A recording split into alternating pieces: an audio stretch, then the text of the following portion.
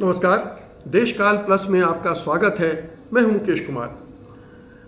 दोस्तों, भारत सरकार अब पार्टीशन को मुद्दा बनाकर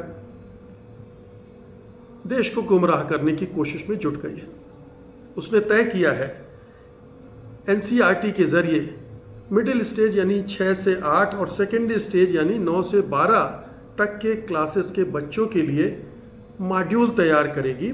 उन्हें बताएगी कि पार्टीशन में किनका रोल था और किस वजह से देश का विभाजन हुआ, ये वो पढ़ाने जा रही है। उसने जो मॉड्यूल बनाया है पहले उससे समझ लेते हैं। उस मॉड्यूल में 3 खलनायक बनाए गए। पहला खलनायक तो मोहम्मद अली जिन्ना है।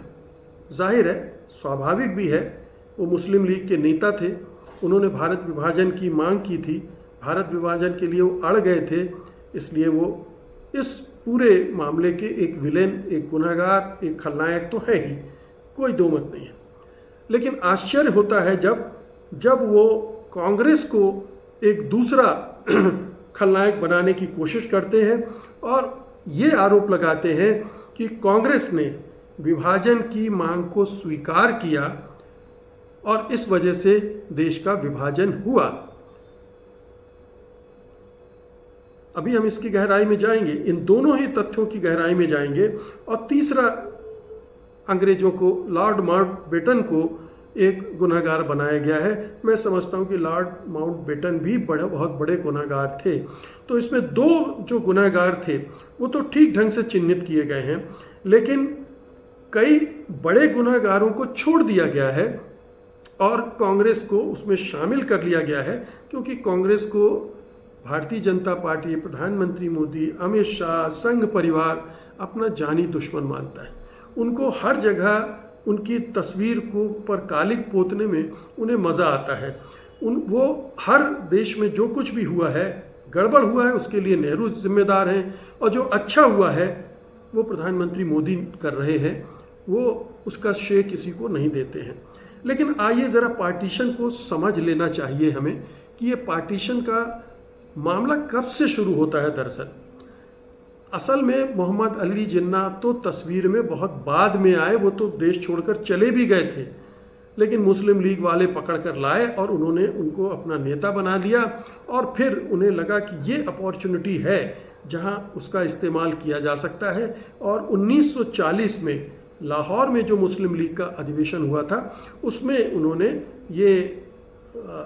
उस अधिवेशन में ये प्रस्ताव पारित किया गया कि हमें अलग देश चाहिए मुसलमानों के लिए। लेकिन उसके 2 साल पहले क्या हुआ था, ये आरएसएस, एनसीईआरटी नहीं बताएंगे। 2 साल पहले हिंदू महासभा ने साबरमती में, गुजरात में साबरमती के पास एक और रेजोल्यूशन लिया था और उसमें कहा था कि हिंदू और मुसलमान एक देश में नहीं रह सकते हैं। ये प्रस्ताव पारित किया था। यानी जिन्ना से 2 साल पहले ही हिंदू महासभा विभाजन का शिलान्यास कर चुकी थी। लेकिन बात वहाँ से भी नहीं शुरू होती, उसके बहुत पीछे से शुरू होती है। बात शुरू होती है 1920 के दशक के आसपास। लाला लाजपत राय, बल्कि बहुत सारे नेता इसको सोच रहे थे कि क्या हिंदू मुसलमान इस देश में एक साथ रह सकते हैं। बहुत सारे तर्क दिए कि ये दोनों अलग सभ्यताएं हैं, दोनों के रहन सहन, खान पान, सोचने, धर्म में बहुत सारे अंतर हैं, उनको साथ लेकर चलना बहुत मुश्किल होगा। तो वहाँ से ये शुरुआत हो रही थी। और मुझे याद है कि लाला लाजपत राय ने बाकायदा अखबार में लेख लिखा था 1922 में, जिसमें उन्होंने कहा था कि हिंदुओं के लिए अलग और मुसलमानों के लिए अलग देश होना चाहिए। लेकिन चलिए, वो एक अखबार में लेख छपा था।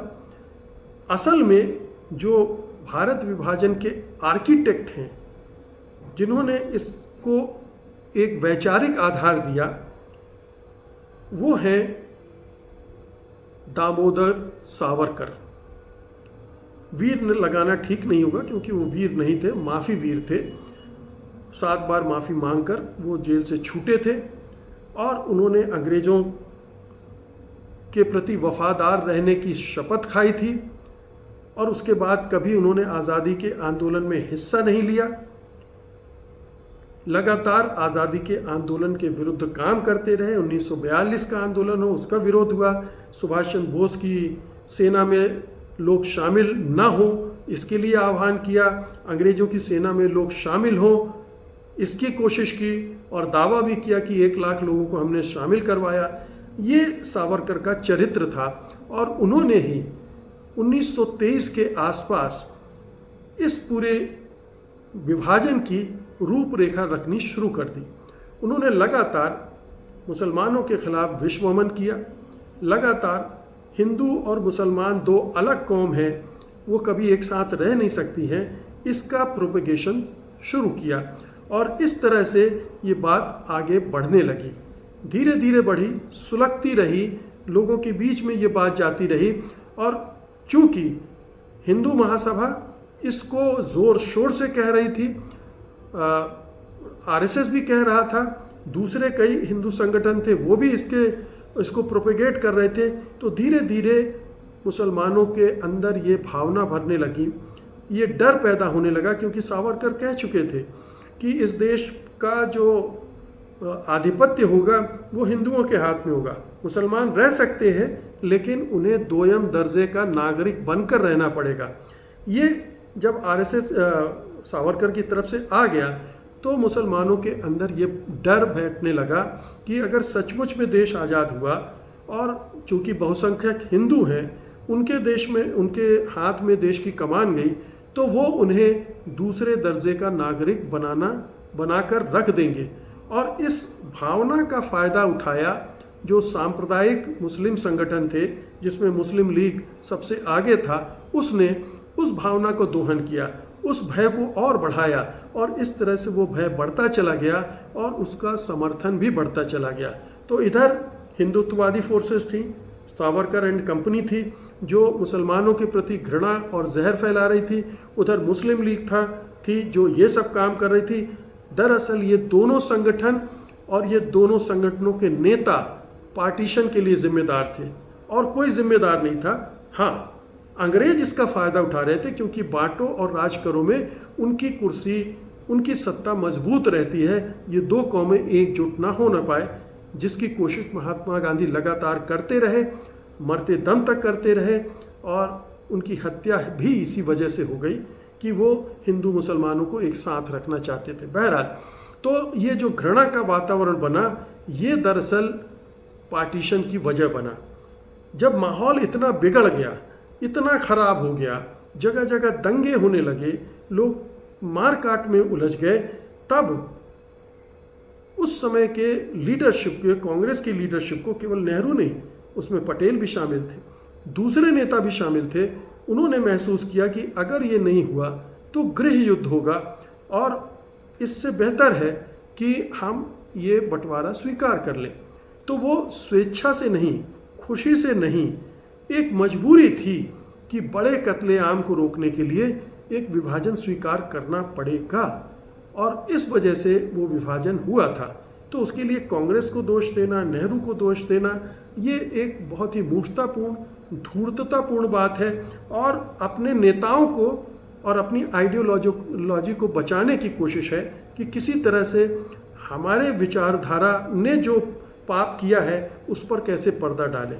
हमारे जो नेता रहे हैं उस समय के, जिनको वो अपना पूज्य भी मानते हैं, उन्होंने जो पाप किए हैं कैसे उनको उससे मुक्त किया जाए, ये पूरा अभियान ये है। लेकिन इससे पूरे देश को गुमराह किया जा रहा है, एक पूरी पीढ़ी को गुमराह किया जा रहा है, गलत इतिहास बताया जा रहा है और ये बहुत ख़तरनाक है, बहुत दुखद है।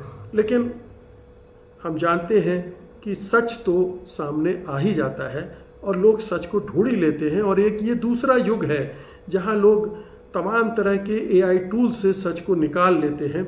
हमारे देश की अधिकांश जनता में इतनी समझदारी पैदा हो रही है कि वो करेगी। अंधभक्तों को छोड़ दीजिए, वो तो जो परोसा जाएगा उसको खा लेंगे।